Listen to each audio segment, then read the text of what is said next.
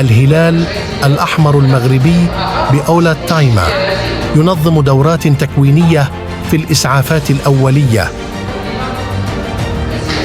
المسائل اللي ممكن تشكر الخطوره عليها شيء المسائل اللي ممكن تشكر الخطوره على المصابين هذاك الشخص اللي ديال الباب وانا جاي على حادثه ديال السياره كنجبر الجبل كنجبر رجلي واسع كندخل هاتفين ندخل تحت الغيب وجهات ونجي كيمشي على مجهور ونجيبو على الصدر ديالي ندير واحد العمليه ديال هو كنرددو.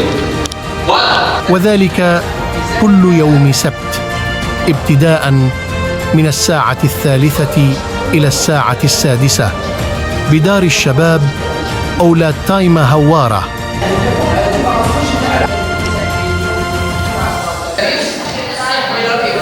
كما كتعرفوا في اطار انشطه الهلال الاحمر المغربي المكتب المحلي باولاد تايما والمكتب ديالنا حاليا اللي كيسهر على دورات تكوينيه في مجال ديال الصحه، الطفل والام، الكسور، كل ما يتعلق بالحريق، الاصابات اللي هي بالغه، المهم كل ما يتعلق بالصحه ديال الانسان داخل الحياه ديالو والصحه ديالو مع الاطفال ديالو داخل البيت وخارج البيت.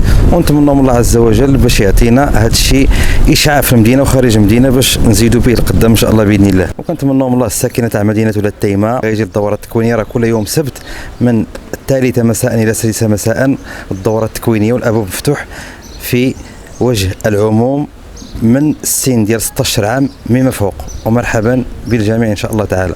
كما تم تخصيص سيارة إسعاف خاصة تابعة للهلال الأحمر المغربي بأولاد تايما رهن إشارة جميع المرضى الذين يصعب عليهم المشي للتخفيف من معاناتهم ونقلهم إلى المستشفى المحلي أو المستشفى الإقليمي المختار السوسي بتارودانت، وكذلك المستشفى الجهوي الحسن الثاني بأكادير.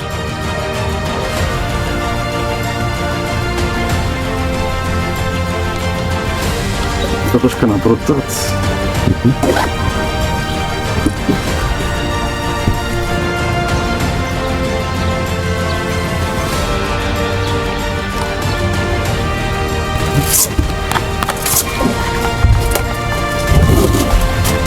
ندخل على الاكسجين